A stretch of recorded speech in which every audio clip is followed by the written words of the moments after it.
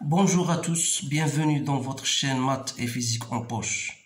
Je vais partager avec vous un exercice complet concernant le dipôle RL et qui s'adresse aux étudiants de la deuxième baccalauréat, soit sciences physiques, soit sciences maths.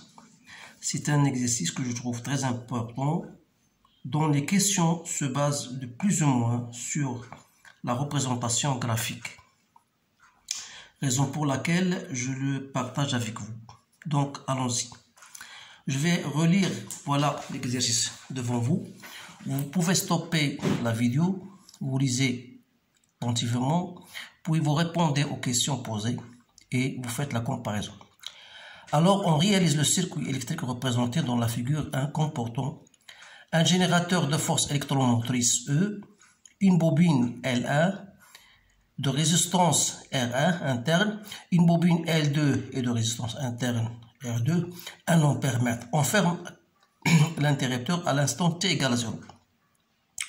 Donc vous avez ici devant vous un schéma comportant deux bobines. Alors la première question montre que l'équation différentielle vérifiée par l'intensité du courant I s'écrit sous la forme I plus taux dI sur dt égale à alpha. Avec taux et alpha, ce sont des constantes dont on déterminera les expressions. Alors là, une fois vous avez le schéma devant vous, donc vous appliquez d'abord la loi d'additivité. Donc en disant, ou bien en écrivant ainsi, voilà, je vais écrire que la tension au bord de la bobine 1 plus la tension au niveau de la bobine 2 égale à E. Alors là, vous connaissez P1, c'est quoi? C'est L1 dI sur dt plus R1 I. Alors que U de P2, c'est L2 dI sur dt plus R2 fois I. Donc, la relation qu'on a déjà écrite, ça devient, vous faites la somme, ça vous donne L1 plus L2 dI sur dt plus R1 plus R2 I égale à E.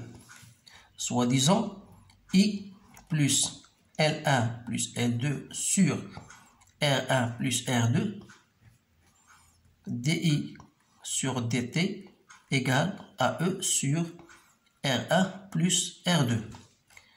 D'après ce qu'il nous donne, c'est I plus taux dI sur dt égale à alpha. Ça veut dire taux, c'est quoi? Donc taux, c'est l'expression L1 plus L2 sur R1 plus R2. Et alpha égale à E sur R1 plus R2. Alors en posant ceci, ça veut dire que I plus taux dI sur dt égale à alpha. Voilà, on a bien montré que cette expression est celle que nous avons trouvée avec l'expression, les constantes taux et l'expression de alpha sont ainsi devant vous. Alors là, on va passer maintenant à la seconde question. La seconde question, qu'est-ce qu'ils vont dire?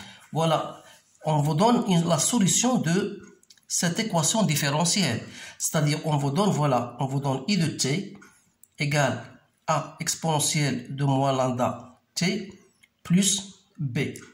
Alors là, on vous dit, en utilisant les conditions initiales, on va utiliser les conditions initiales et les caractéristiques du régime permanent pour trouver les expressions de les constantes A et B. Donc, trouver A et B, les expressions de A et de B. Alors là, une fois j'ai l'expression, je peux faire la dérivée d'abord, chercher la dérivée de dI par rapport au taux, qui n'est autre que moins A lambda l'exponentielle de moins lambda t. Alors là, si je remplace, ça me donne moins A exponentielle de moins lambda t plus A taux moins lambda exponentielle de moins lambda t égale à alpha. Ça veut dire que A exponentielle de moins lambda t, 1 moins lambda taux plus B moins alpha égale à 0. Ça veut dire que lambda taux égale à 1, ça veut dire ça égale à 0, ça égale à 0. et B moins alpha égale à 0. Ce qui veut dire que taux n'est autre que 1 sur lambda et B n'est autre que alpha qui est égal à E sur R1 plus R2. Voilà, parce qu'on a déjà déterminé la valeur de alpha. Alors là, en utilisant les conditions initiales à t égale à 0, on a I à l'instant t égale à 0. C'est quoi I? D'après l'expression de I, on remplace l'exponentielle de 0, c'est 1. On aura A plus B. Normalement, I à l'instant t égale à 0 Ça veut dire que B égale à moins A. Ou bien A égale à moins B. Alors, d'autre part, vous savez que en régime permanent, on va utiliser ceci ensuite. En régime permanent, on a UB1 plus UB2 égale à quoi? Égale à L, normalement d'après leur expression, c'est L1 plus D2 DI sur DT plus R1 plus R2 fois I. Alors ce terme-là égale à 0 et I va prendre quoi? La valeur est 0. Donc c'est qui est égal bien sûr à l'expression E, d'où I0 n'est autre que E sur R1 plus R2. Alors, par la suite, A égale à quoi? Égale à moins B égale à moins E sur R1 plus R2. D'où, bien sûr, I de T égale à B. On peut mettre B en facteur, moins exponentielle de moins lambda T, soit disons, c'est E sur R1 plus R2, 1 moins exponentielle de moins lambda T. Et comme E sur R1 plus R2, c'est I0, donc l'expression finale de IT sera égale à I0, 1 moins exponentielle de moins T sur taux. Voilà l'expression finale de I de T. Maintenant, je vais passer à la seconde partie, deuxième partie. Deuxième partie, voilà.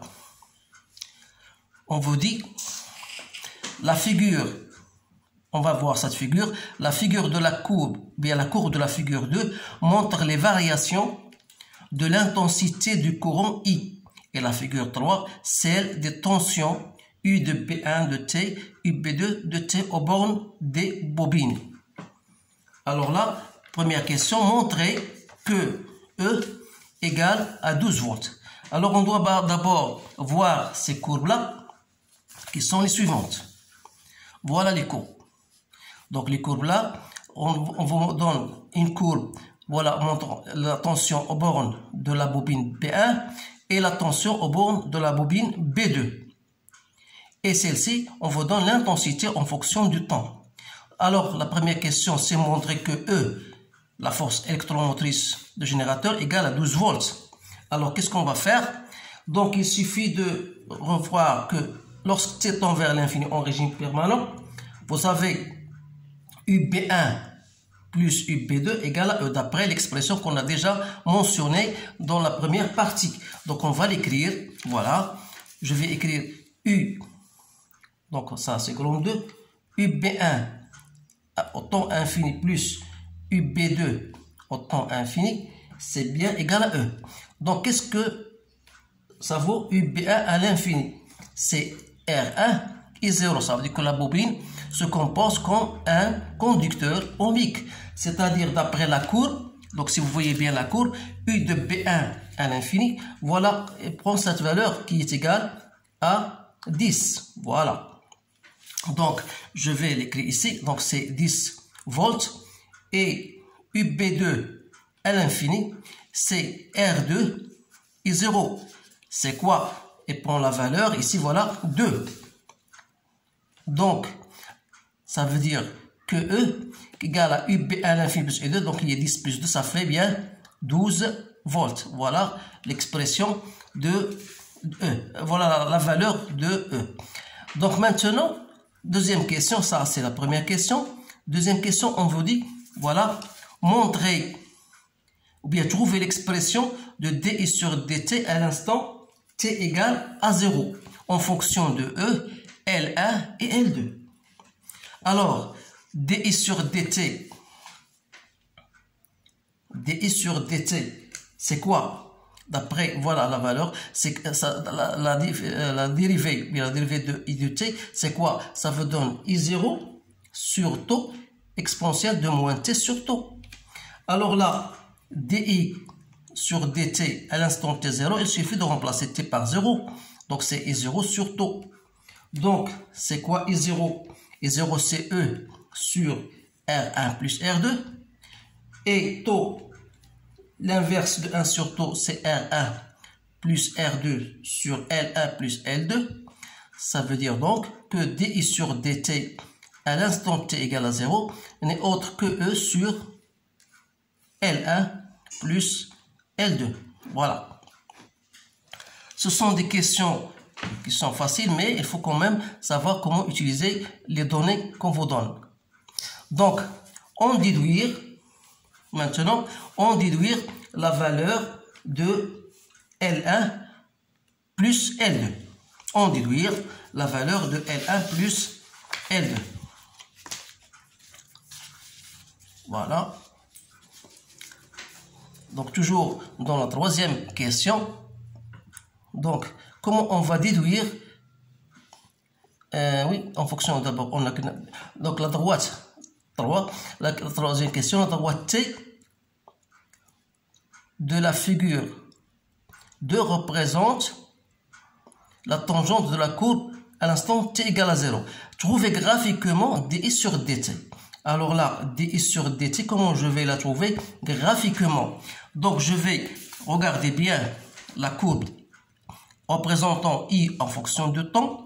Voilà, on vous donne la tangente à t égale à 0. Donc il suffit de trouver dI sur dt. Soit que vous pouvez prendre 2 points ou bien un seul point. Donc je prends par exemple un seul point. Donc 0,5, 1, 1,5, ça fait 2 ampères. Donc je prends là et je ce point bien sûr ce point-là qui correspond bien au temps 0,25.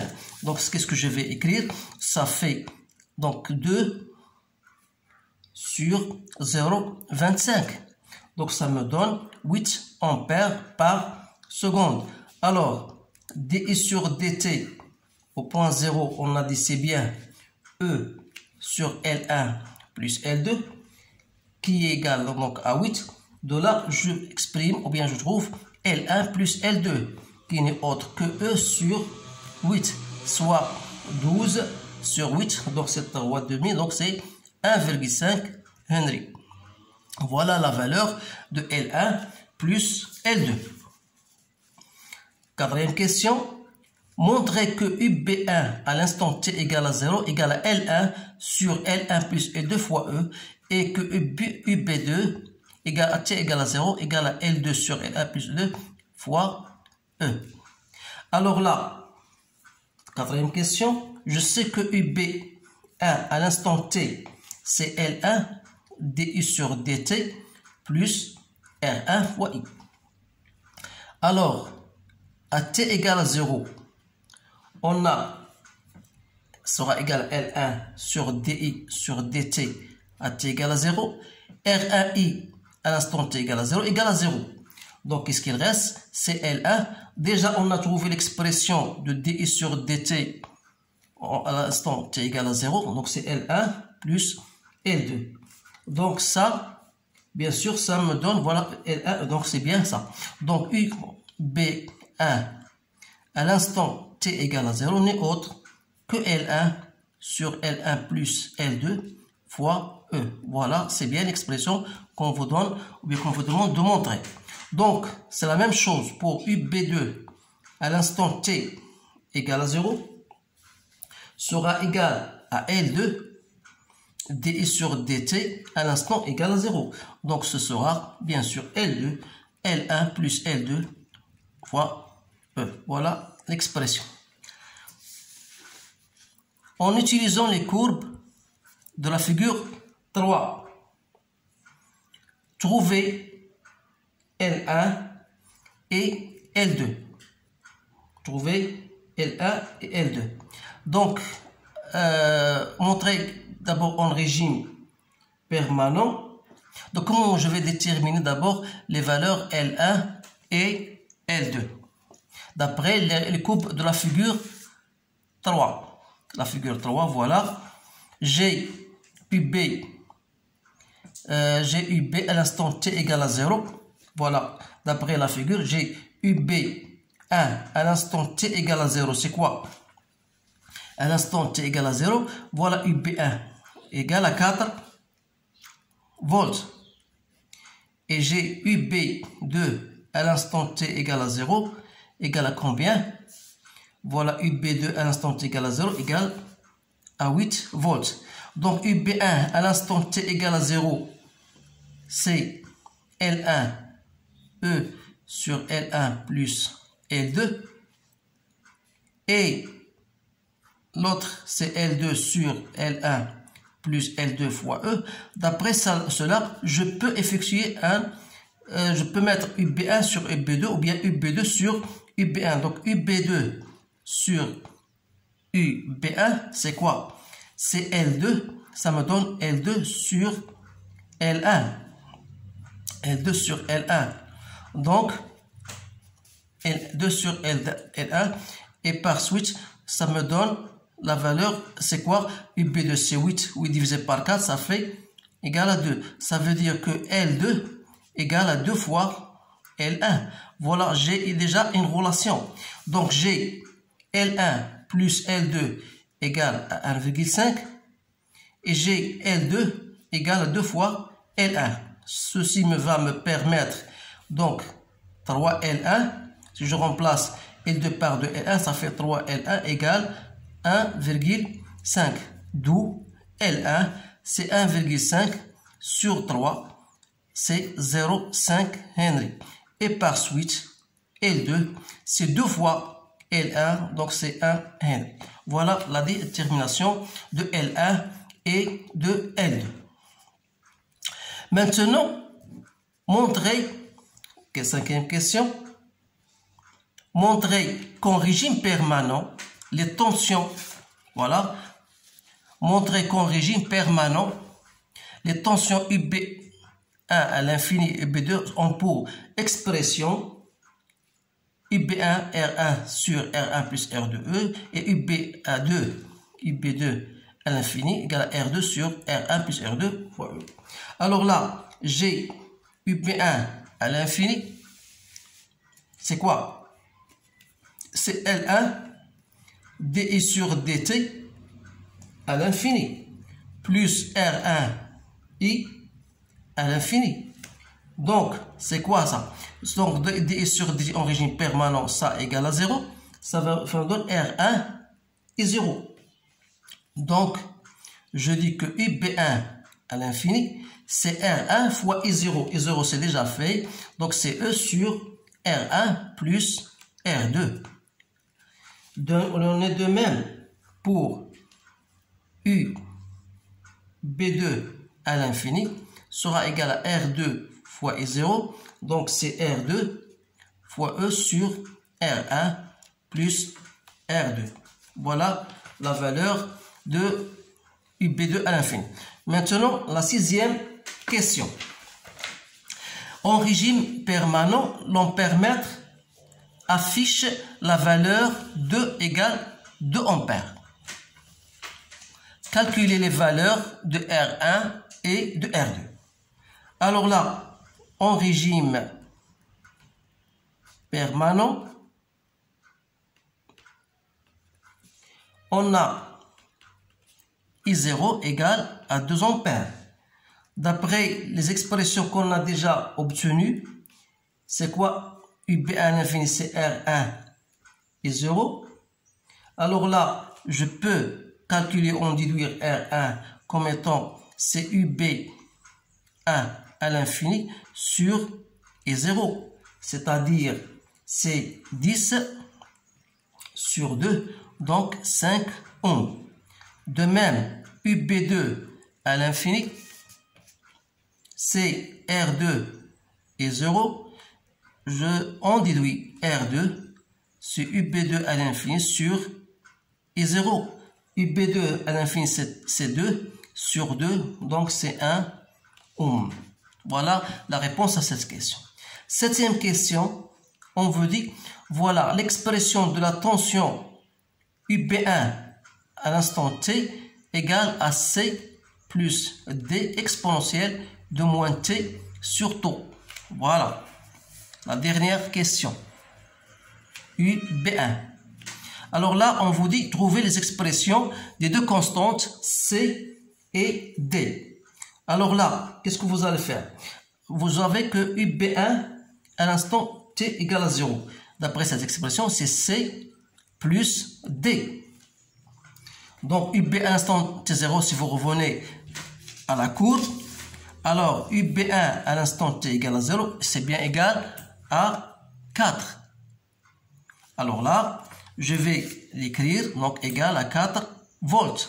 D'autre part, je sais que UB1 à t égale à l'infini, c'est C, car l'exponentielle tend vers 0, donc il reste C. Vous savez, d'après la courbe, on a UB1 à l'infini égale à 10 volts. Donc voilà, j'ai déjà trouvé l'expression de C. Donc alors D, c'est quoi? C'est 4 moins C, c'est-à-dire c'est 4 moins 10, donc c'est quoi? C'est moins 6 volts. D'où l'expression de UB1 à l'instant t sera égale à 10 moins 6 exponentielle de moins t sur tau.